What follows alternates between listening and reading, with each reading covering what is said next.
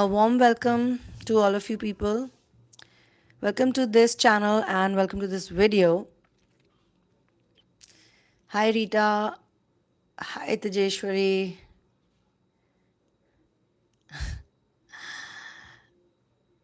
Okay, so in the evening or a while back, I did one video. I shared one video on Shiva Shakti energy. Okay, how we learn patience from Shiva and Shakti. How we learn basically anyone who's in Twinflame ascension journey or Starseed Lightworker ascension journey.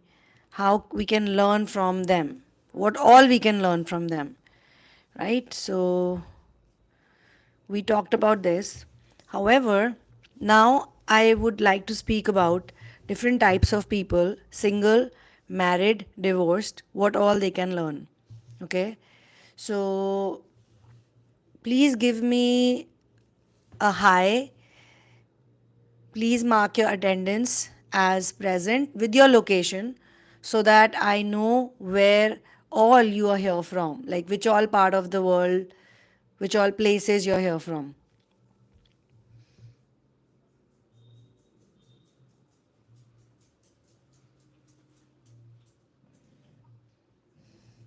Okay, I will share some guidance also for sure. I have all the cards here.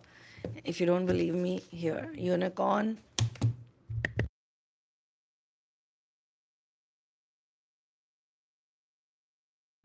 Tarot, and also auto reading boxes here. Okay, but I'm not gonna do it right away, but I'll do it, but not right away. Okay, so what can just give me 1 second.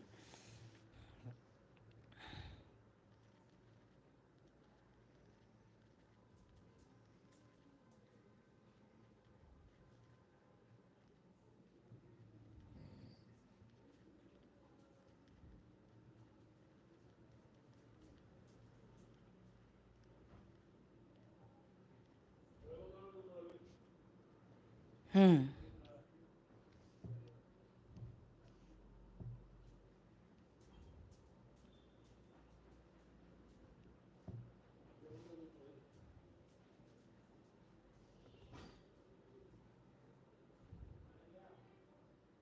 Okay, so there are three types of people that I'm going to speak with. These are the broad categories, but I'm going to start from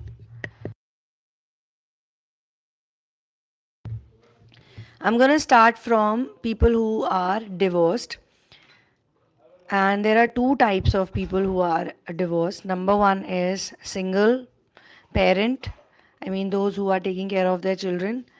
They can be single parent or they can be, in a situation where they're helping each other with the, parenting part, but not really they're together.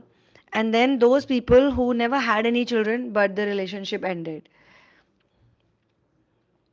I am assuming this is also for an ongoing divorce with twin flame. Yeah, you can say that. You can say that. That's why I said two types of divorces I see energetically that can take some help from this session. People who have no children and people who have children, but they're managing children, on their own, or little help is coming from the other person. Okay, and married, again happy with their life partner, and we have unhappy with their life partner. And you're going to ask me, if someone is happy with their life partner, what are they doing over here then? Then we have single people. Number one, those who want someone in their life, they're looking for someone, they're waiting for the right person. Or those who don't want. You might say this, that those who don't want anyone, why would they be here? So I'll explain all of these things. And today we're gonna talk about the relationship between Shiva and Parvati from Hindu mythology. Although it is mythology, but I don't like to use the word mythology. It is from Sanatan Dharam. Sanatan is the most ancient, oldest name given to it. So number one is union of opposites. Okay, so Shiva symbolizes the masculine principle, and Parvati is the feminine principle. Now, within our body, also in the energy body, we have Ida and Pingala, and in the physical body, we have a gender, right? So, there is this energy obviously present in the physical as well as it's present in the metaphysical. In the physical, people will actually perceive you just by looking at you, how you look, because of your gender, and also how you look otherwise. Like, there are so many men who have like feminine features, they have slightly artistic energy, or they have something else going on, more nurturing. So people see them as in a different way, I think, and than the literally heavy duty macho masculine men. I mean, I don't see people like that, but I'm talking about other people, people in general. Okay. So the union of Shiva and Shakti is the union of opposites. And that we know just by even looking at Shiva and Shakti. Shiva is a hermit, and Parvati comes from a kingly background where the father is a king and she's a princess.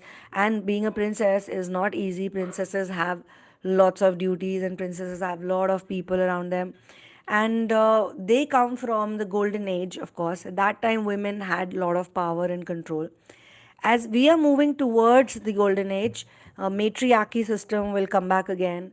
Kids would be known by their mother's surname, you know. So those type of things will happen. However, their union talks about the coming together, the integration of opposites.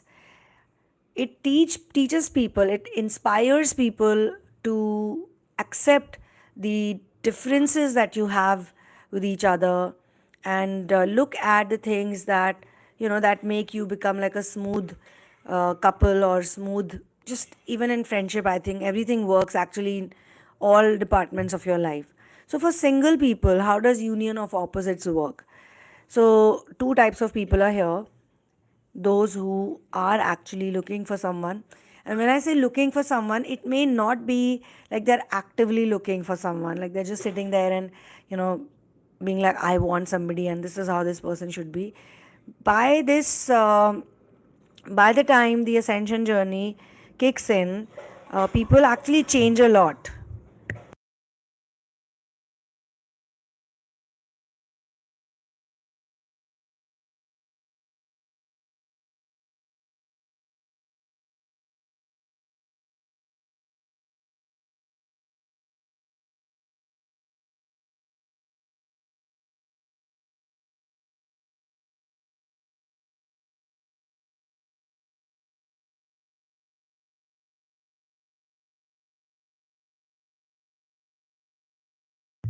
Okay. So there are obviously people who believe in love. If you believe in love, you may not be actively looking for someone, but you believe in love. You believe that there could be someone there for you, but you're not actively into that thought every single day. You're not just sitting and making plans around it.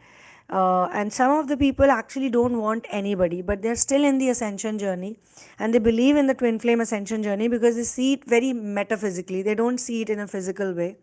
They understand that they need to heal themselves, and they need to heal certain parts of them.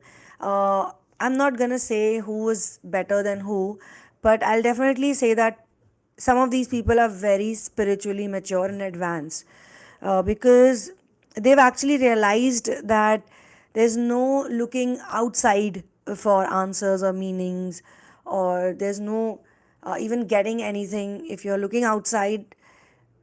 I mean, you can get something, but not everything. If you want something bigger, if you want to feel the profound emotions that actually take you closer to source integration, people want that more. And that cannot happen if they are in an active partnership with someone. Maybe in today's time and age, they might have people around them who admire them, like them, they talk to each other types, they get some stimuli from one another, and maybe they think that, who knows, what clicks with someone, but usually it doesn't that easily. So then these are the people who actively don't want someone, but maybe passively, passively they can think. So still they are in the inner work journey, and they believe in coming together of opposite polarity. But now, instead of looking at outside, they look for it within. Like we all also have many opposite polar behavior patterns. Like in the same person, you could see that they are, like very artsy, or they are very creative, but at the same time, they may not be very good with something which is opposite of that. What is the opposite of creativity? Can anyone tell me? Opposite of creativity. This is an interesting question I asked.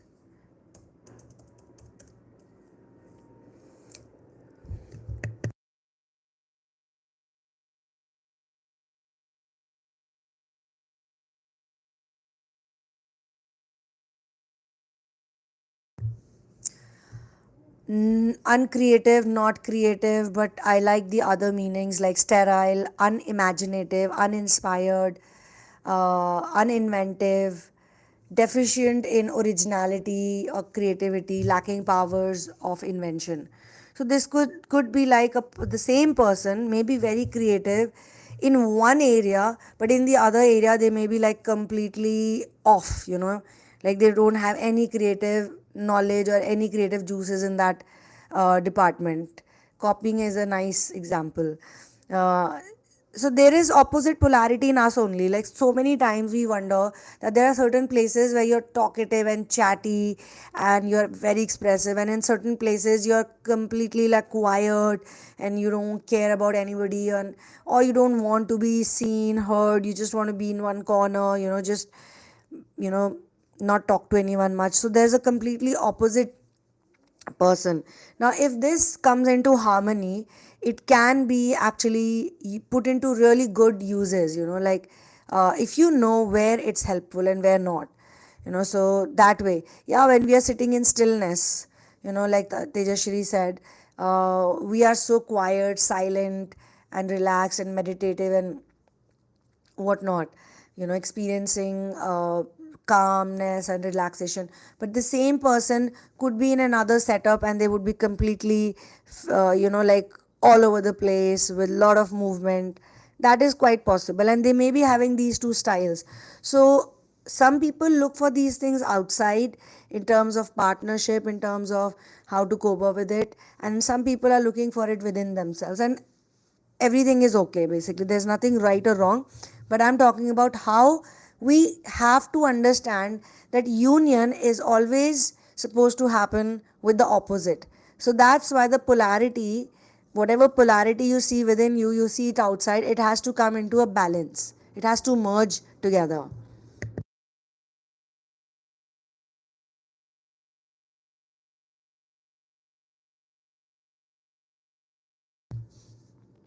Following procedures or sticking to the template, that's a really really really really really really good example. Yes, that is a perfect example. Then we have devotion and surrender. So if you look at Shiva and Parvati's relationship, Parvati was so devoted to Shiva, like completely devoted to him, and in a very beautiful way, right? So that type of devotion and surrender we learn from them. Shiva was also very devoted. He was very devoted to his inner work, his meditation, his dhyan. He did not want to get disturbed. When he is always chanting Ram Nam, okay, the Ram sound, solar plexus sound. And he likes to do it so much that he doesn't want to get disturbed by anyone or anything. And he's also in devotion, and Parvati is also in devotion. Eventually, they started doing it together. But still, Shiva likes to be alone. That is his nature. A lot of people are like that. You need to get charged, you need to get your own time, me time, all of that. So Shiva's acceptance and reciprocation of her love also demonstrates a devotion, a type of mutual respect and commitment. Shiva also was very loving towards her. I mean, he was very loving towards Sati also. But whatever were the minus points or difficult situations in Sati's and Shiva's relationship, those were rectified in Parvati's DNA. That is what Sati had said before jumping into the fire. She had said that I'm going to come back to my Shiva, but I will come back through a different father who's not going to treat me or my husband in this manner. She said that, and she actually lived up to that even in her reincarnation. So that is also coming under surrender. Surrender is to who? Surrender is to source. We always surrender to source. We have faith in source. Surrender is all about faith. Always all about faith. You have faith, you let it go. Nothing's wrong. Nothing wrong is going to happen. You believe in that. Then we have divine purpose. Now the relationship has to serve a higher divine purpose beyond personal desires. So whether you're single, married, now married also, people who are with a partner and they're happy with that partner, now they are also doing this twin flame inner work. Why they're doing it? Because they want to grow. They are happy with someone, but they want their own individuality to come out. They want to be their own person. Maybe some of these people, I believe so, I've seen such people also, they don't want to get into any other relationship. They feel that, okay, God chose this person for me, and that's it. I don't have time for anything else, or I don't have the energy, or I don't even have the desire. A lot of people do that. So if this relationship can be healed, or it can be worked out, or I can learn individuality, or I can be more independent, with this person that I am with, then I don't need to talk to anybody else. Some people are committed like that. However, those who are in a very toxic relationship, negative relationship, unhappy relationship, we don't want to tell them, we don't want to force them into being into that relationship. But the good part is that with even with the unhappy partner, not unhappy partner, even unhappy partner will apply here. Maybe the partner is very unhappy and that makes you unhappy. Even if you're unhappy with that person, you can use that unhappiness as a stimuli or a stimulus to heal whatever troubles you. Like if you're angry because of someone constantly, then you know that you need to heal that anger, or you need to understand where is this anger coming from and why, so that you can differentiate between the anger that is justified and the anger that is unnecessary. Both the things are also there. So they are important. You really need to know if your anger is justified. If you know it is justified, then there's nothing wrong. Then only you can use your anger to do something greater in life. If it's not justifiable, or if it is just unnecessary, then you need to let go of it, like that. Then we have the divorced people.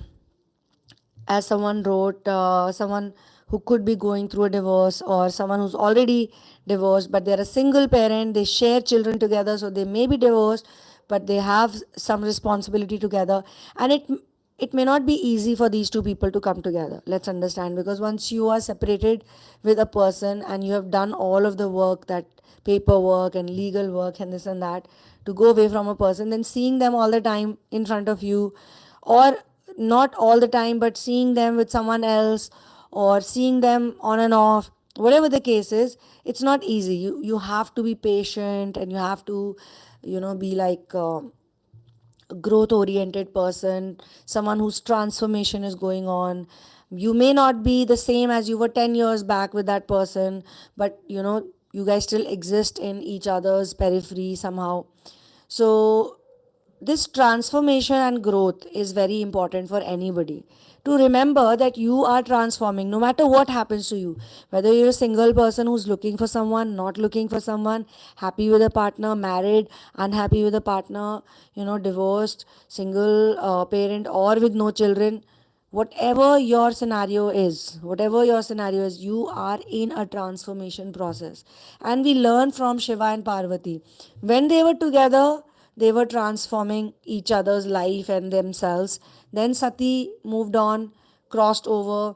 There was a long wait. There was like nothing happening. Shiva was in meditation. Parvati was born after a few years. Then obviously she also had to grow and turn into a person who has the mind of, someone like maybe a teenager at least. Then she started realizing that, okay, this is who I want. And then she only and always thought of Shiva only. So how she managed to find Shiva, how she reached to him, all of that is a process of growth only. And then Shiva did not accept her love. He actually said, no, no, no, I'm married to someone. I was. Even if that lady is not around, she's not alive, that doesn't matter. I still love her. And Parvati's like, I'm the same person. I am your wife. I'm reincarnated. And he said, no, no, no, that's not possible. Please don't say that. And then he gave her like many rebuttals, many rebuttals of how they don't make a good pair and how she should just move on and do other things, etc., etc. But still, she was like, okay, fine. I'm not gonna chase him in the physical. I'm not gonna talk to him again and again. I'm not gonna approach him. But let me see, let me find out what is the reason why he has not recognized me. Because Parvati knew 1,000% that she is Parvati, who is a reincarnation of Sati, and Sati is his wife. She was 100%, 1,000% sure about it. But why is he not recognizing her? That was a question.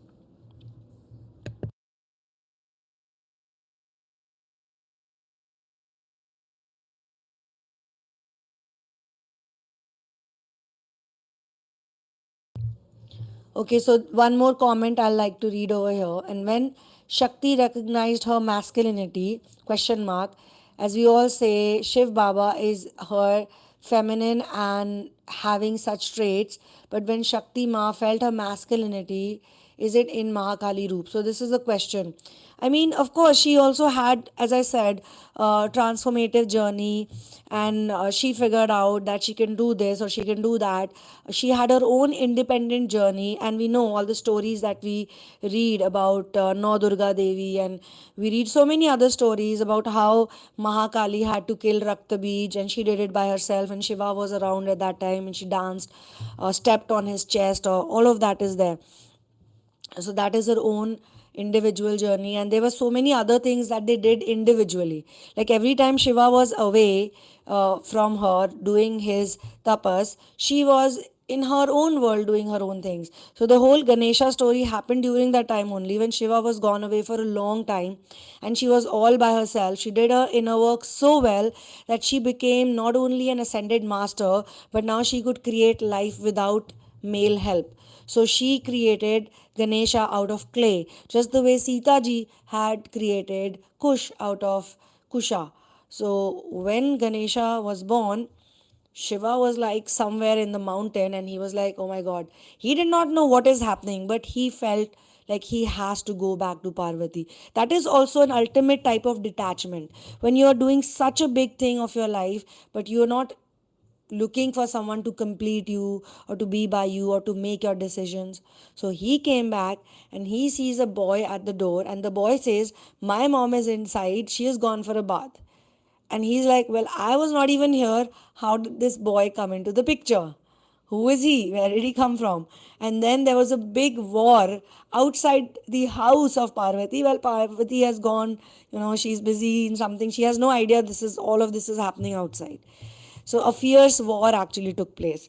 So that's what I'm saying. And these things obviously happen in a long term way.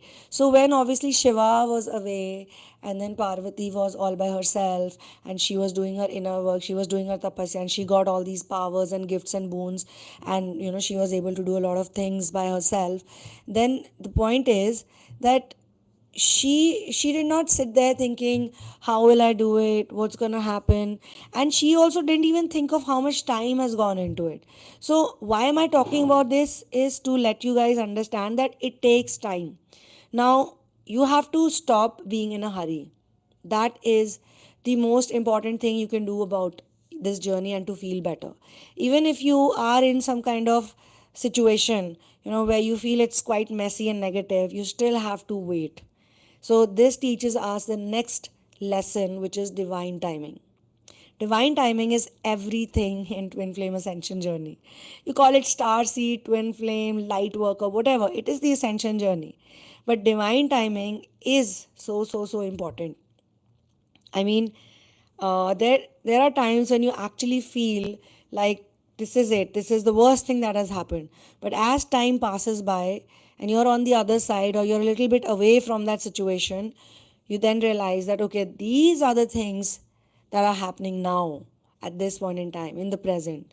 At that point in time when it was happening in past continuous, you had no idea that this is going to lead to this. Maybe you were unhappy at that point in time, but now you understand that that unhappiness has also helped you to evolve and to transform into a person who you are now, today, I hope you're able to understand all of this. This is kind of profound and very deep and very intense. Whosoever catches all of these statements and whatever I'm saying, I feel you are already vibing very high. It is sounding like what I'm doing for last 25 years, and now I'm like, okay, I'll divorce you. Go figure out who is your wife. Well, I'm going to say one thing to you, that the decision has to be made by you and the other person both. And you obviously know your situation better, the best. I can only share certain points as of now because this is not a personal one on one session. This is a collective session. But I still want to tell you that if you can be happy by yourself, you can be happy anywhere with anyone. I'm not talking about little bit of, this, that situation happening in a day, but generally, overall, I'm saying this.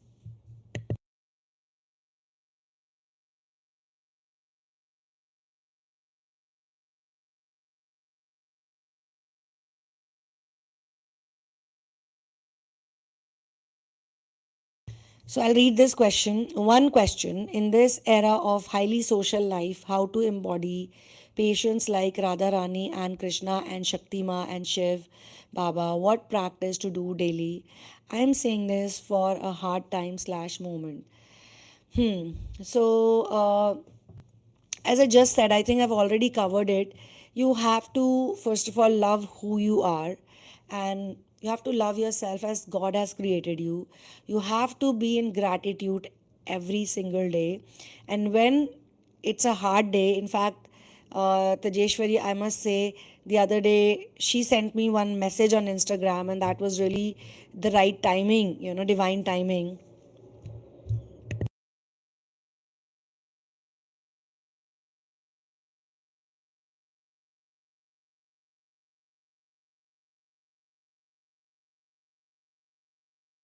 That message was very beautiful because it says that sometimes it's just important that you get by the day or get through the day. You live day to day basis.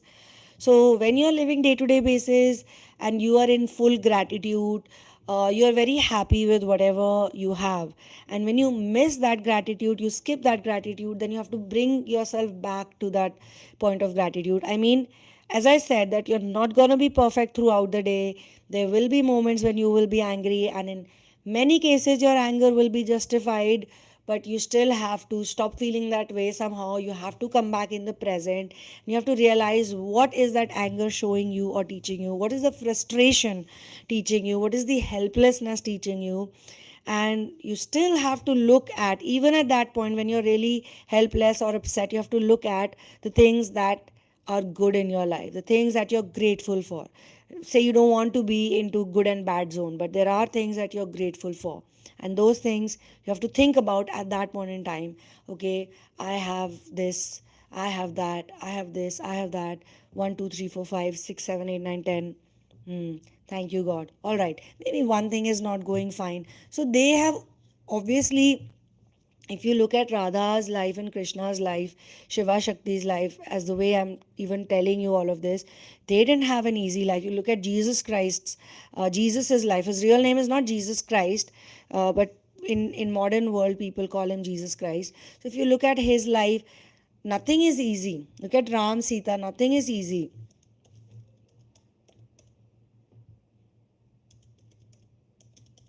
Still, they have lived with surrender and acceptance. So surrender also means acceptance of whatever there is. So if you're facing problem, for example, right now having a hard time in professional life, or you need to accept it. You need to be like, okay, this is it, this is the problem, or this is the situation. That's it, it is what it is. And when you come to the point of it is what it is, immediately you become a solution oriented person. Immediately. Before that, you will not see any solution, or you'll see less solution, or maybe energy level will not be that high. But as soon as you see the solution, you know that your mind, your frequency is changing within your mind. Okay. Yes, it feels like actual death, especially during the ego death and that transformation phase. Additional to what you said, what you just said, you can actually find peace, patience, and contentment despite the social life. Yes, you can. I mean, uh, you can be with 100 people, or you can be with the best man or woman you want. But if you're not happy within, if you're not in gratitude, you'll still not be happy. So it's never really about another person. It's never really about this mosquito is distracting me so much. Where is it? Did I kill it? I don't see the dead body though. Yeah, where was I? What was I talking about? It's here again. Oh, I killed it. I killed it. So yeah, you find solutions. This is a solution. The mosquito is distracting you, you kill it. I don't want to show you the dead body, but it's right in front of me. If anyone wants to see, let me know. I've kept it here. We need to find the solutions. And solutions can only come to us when we are in gratitude or we are present. Okay, one more thing I want to add over here. You may not suddenly come to gratitude. I mean, that's a practice, that's a lifelong practice. So when you suddenly come into awareness also, awareness of what? Say, for example, you're sad, okay, you're low for 2 hours, 3 hours, 4 hours, 5 hours, or maybe you're guilty for something, for whatever. For example, I killed the mosquito and now I start feeling guilty about it. Oh my god, I killed the mosquito. Oh no, blah blah blah. I can roll into that guilt for a really long time. Or I can be in awareness and I can realize that I am in guilt because I killed a mosquito. Okay, but I'm not in any guilt. I'm just giving an example. The mosquito was really distracting me and I have no guilt, like that. Or you can be in the guilt. So some people are in guilt for doing something they did in childhood. Now, what happens with long term guilt? Sacral chakra is blocked, solar plexus, Manipur chakra is blocked, heart is also blocked because you're not, forgiving yourself, you're not moving on. With all of these blockages, you have some kind of frequency which is not your signature frequency. With that frequency, that is not your original frequency, you're going to attract people who are going to remind you of that guilt, of the failure, of how unhappy you are, or this is not working, or that is all sorts of things. They'll remind you in a negative way. So it will continue. So when we heal that one core problem, we end up healing a lot of other things. And those people, places, things, situation, they don't remain that important after that, after that point. So that's why healing is so important. That's why therapy is so important. I tell everybody, first you heal yourself, first you work on yourself, then everything else will fall into place. Okay. As you start finding your authentic self, you will start eliminating the chaos, and despite all the worldly social life, it's amazing once you find that patience. I found it only when I found me. Very beautiful. Thank you so much, Mysterious Me. I'm really liking all of your comments. uh, Even though you're going through this type of a situation, but the detachment process seems to be working with you. I mean, you cannot hold someone back, or you cannot even hold someone like, stay with me, be with me.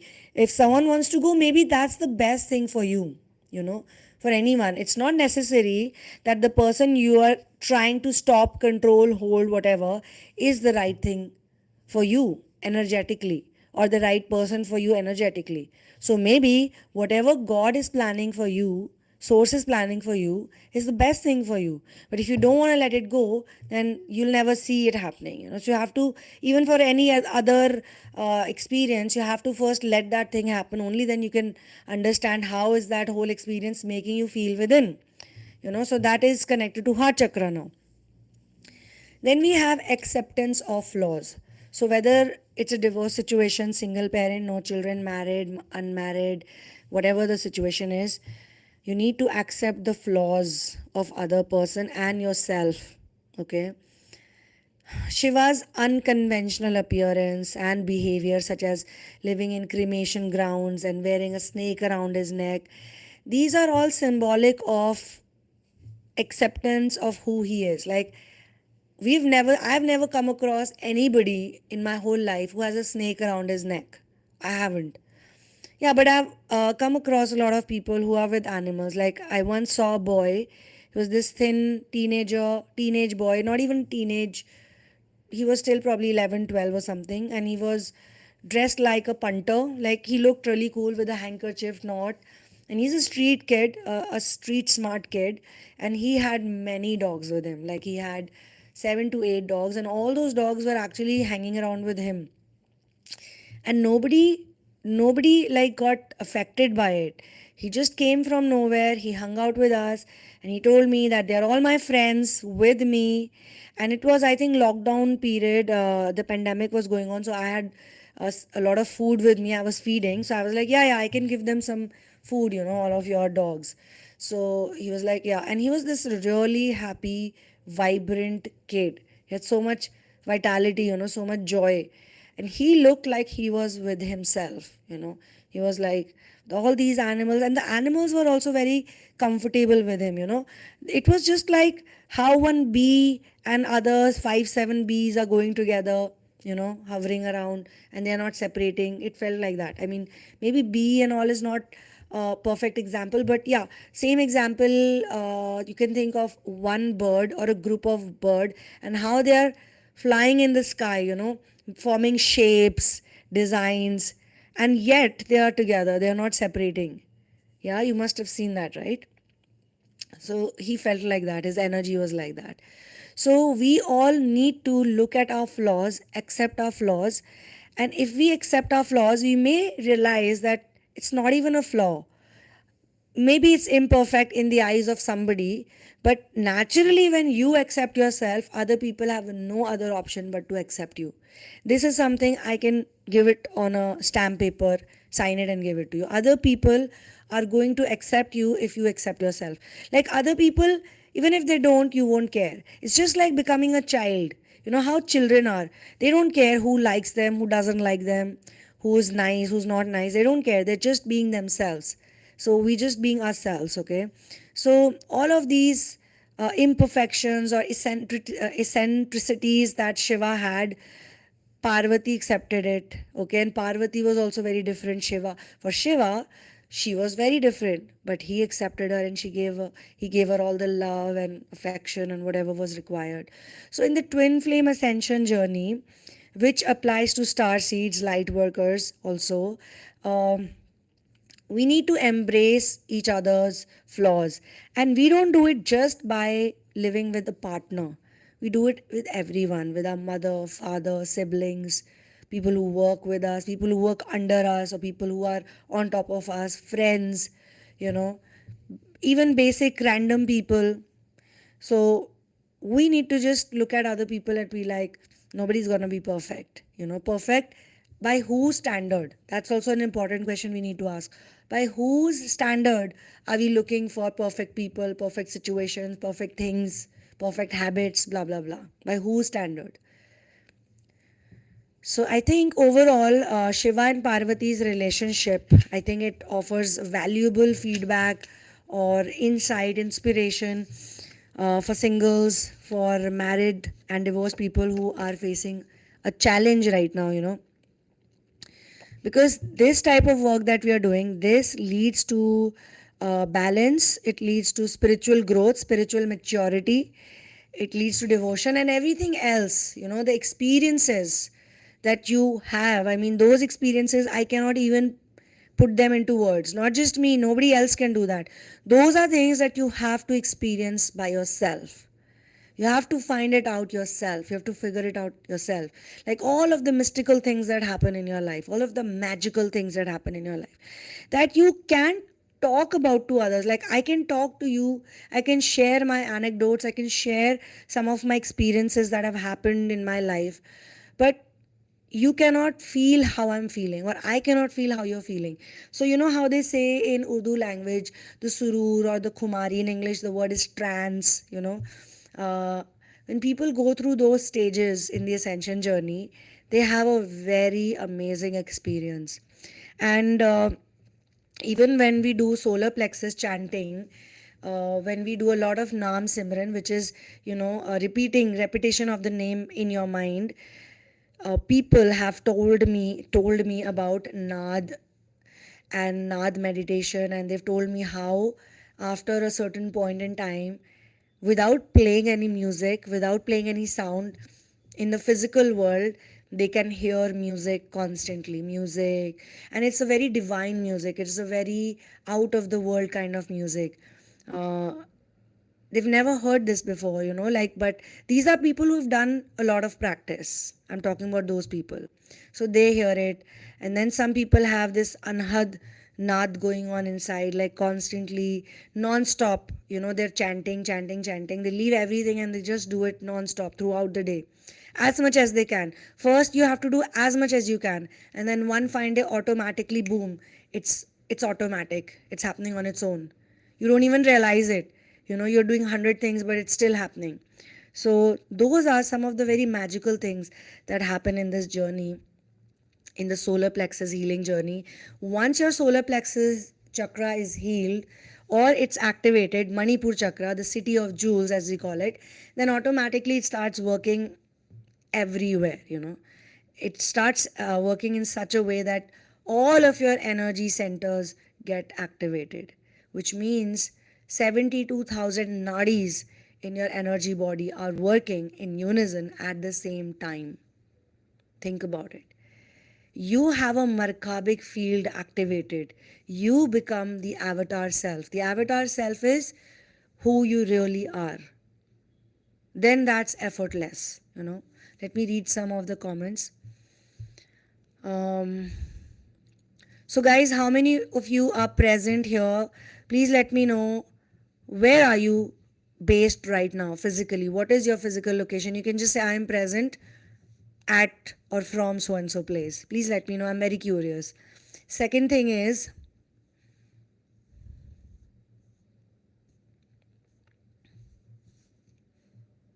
I am gonna,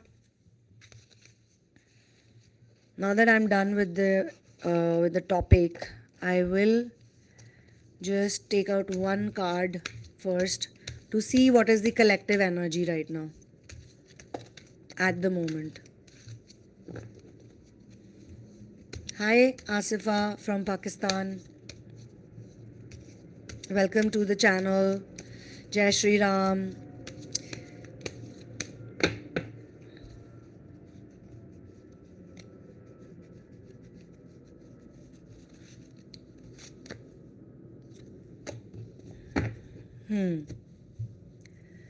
So collectively, right now we have a positive bunch of people, and positive bunch as in you guys. Let me see another card supporting it. Oh yeah, the world. So these two have come together. So I'm talking to the collective right now that is quite spiritually mature, intelligent, calm, composed, relaxed. That's why I'm getting all of these great answers right now. You're also very curious right now. I sense creative people here. I mean, this is a timeless reading, so later on, also, whosoever watches this, I feel that some of you are satisfied with whatever is happening, even if, you know, someone might think in the outside, in the external 3D reality, that you're going through a bad time, but you're actually quite happy and you're going through a good time. So most people, majority of the people in this collective are quite high in their vibration. So that's a good thing. And what is your question?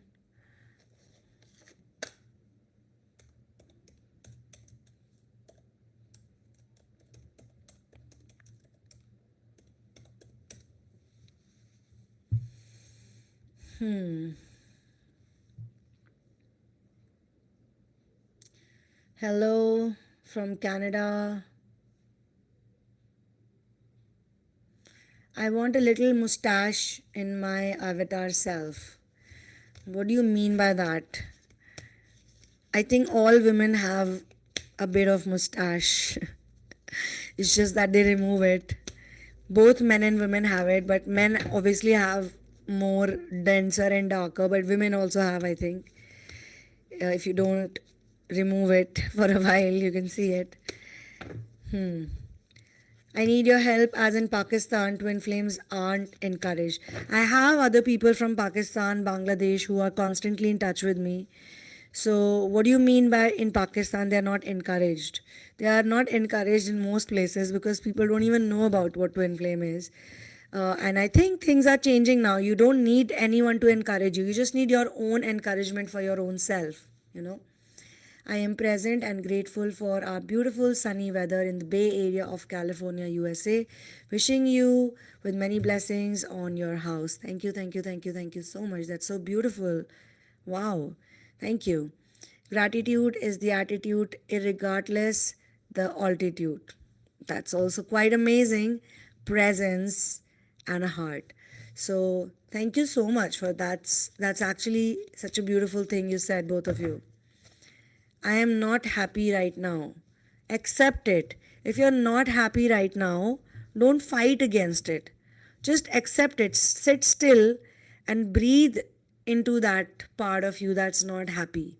You know, this is a very good exercise. Just become still. Mentally also, because if you're not happy, that means the moon is not stable. Moon energy, you know.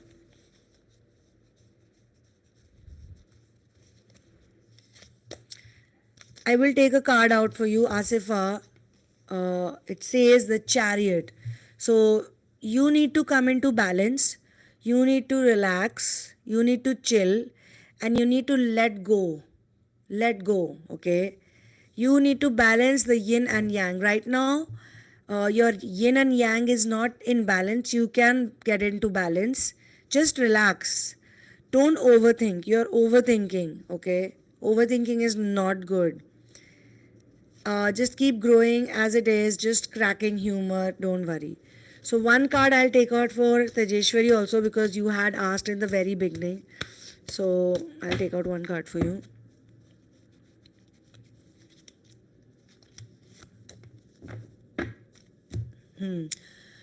So, hold on to what you have learned so far. So, what is happening with you is that because of all of the negativity around you, whatever you had learned, whatever you had acquired, whatever you had taken in as a legacy from the inner work journey, you need to keep it even more strongly with you right now, because in these moments you can lose it. When people around you are so difficult, negative, you can lose what you have learned and figured out. And I'm talking about the things that you've learned with practice. Okay, you know it, you know those things. So don't let it go, because you have to be like this with your stuff, you know, with whatever you know. You have to be like holding on to it, keeping it with you. When I'm not happy, it lasts for 1 or 2 hours or max a day. After that, I'm back. See, if you're not happy, it's okay, accept it. I was not happy yesterday in the morning because something had happened and my feeder had to go away and I had to go to the hospital and a lot of things happened. But eventually, it was fine. And it's okay to not be happy for some time. I mean, you don't have to be happy. I sometimes feel this happiness word is very vague. You know, I think they created it to confuse us. It's just that we have different emotions. You know, we can be sad, we can be happy, we can be low, we can be whatever, you know, but we need to accept ourselves.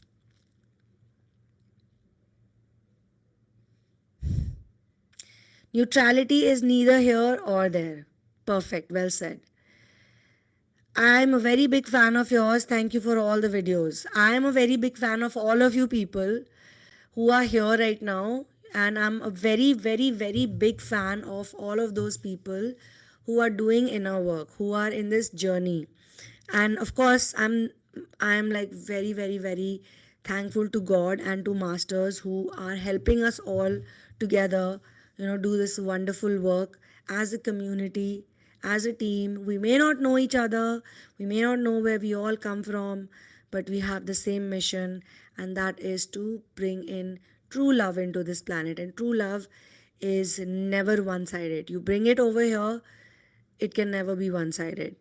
You know, I am in the twin flame journey. Sorry to bother you again. You're not bothering me, and as I said, you just chill.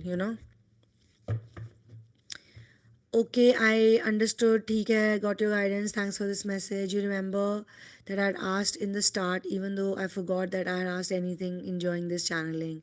Ha ha ha. That happened. Surprise. So I guess this is where I'm going to close this session because we have spoken in quite depth and detail. And as I'm talking to a very mature audience, spiritually mature audience, thank you so much. As I just said, thank you so much for doing inner work. You guys are wonderful. And I will see you in the next video, in the next live session. Live sessions are so much more fun because there's so much interaction going on. It's really nice. I don't have to edit the video later on. And there is a bit of crackling sound that is not actually coming from my side, that's coming from the portal, the platform itself. And I might be sounding a little unwell. Actually, it's my throat, which is not really in perfect shape right now. But I can talk, I can speak, and that's where I see the gratitude of God. I would be gone away for a few days, but I'll be back again after that. So, one love, peace out, and victory to Ram. And thank you, thank you, thank you, thank you, thank you, thank you, thank you, thank you so much. You're beautiful, amazing, you're so lovable and so loving. Mwah. See you in the next video.